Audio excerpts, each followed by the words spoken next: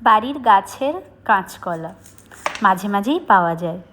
কি করব ভেবে পেলাম না, হঠাৎ করে মনে পড়লো একটা রেসিপির কথা।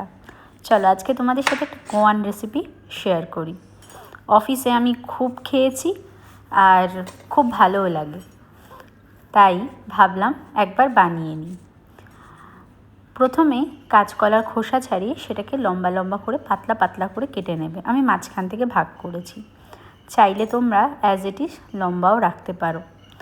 এবার আমি না এটাকে পাতলা কাটতে পারছিলাম না, এর এতটাই কষ আছে এর মধ্যে যে আমার হাতে আটকে যাচ্ছিল। আর আমি কাঁচকলা জেনারেলি এর আগে কাটিও নি। তো এরপরে আমি একটা মশলা তৈরি করে নেব। ধনে, জিরে, শুকনো লঙ্কার গুঁড়ো, আমি এখানে কাশ্মীরি লঙ্কা গুঁড়ো দিয়েছি, হলুদ গুঁড়ো আর নুন, একটু লেবুর রস দিয়ে ভালো করে এই মশলাটাকে গুলে নিও। নুনটা পরিমাণ মতো দিও, চাইলে তোমরা জল দিয়েও গুলতে পারো, লেবুর রস দিলে একটু বেশি টেস্ট হয়। আমি সেই দিনকে জল দিয়েই গুলেছিলাম। মশলা রেডি হয়ে গেল। এরপর কি করবে, এরপর একটা থালার মধ্যে সুজি নিয়ে নেবে, কারণ যেখানে গোটা ইন্ডিয়া বলো বেসন আর ব্রেড ক্রামসে কোট করে খায়, সেখানে গোয়ান লোকেরা কিন্তু রাওয়াতে কোট করে খায়, মানে সুজিতে। আমি এখানে কাটা কাঁচকলাগুলোকে ভালো করে ধুয়ে নিয়েছিলাম যাতে কষগুলো একটু বেরিয়ে যায়। তারপরে ভালো করে মশলায় কোট করে রাওয়াতে আমি কোট করব।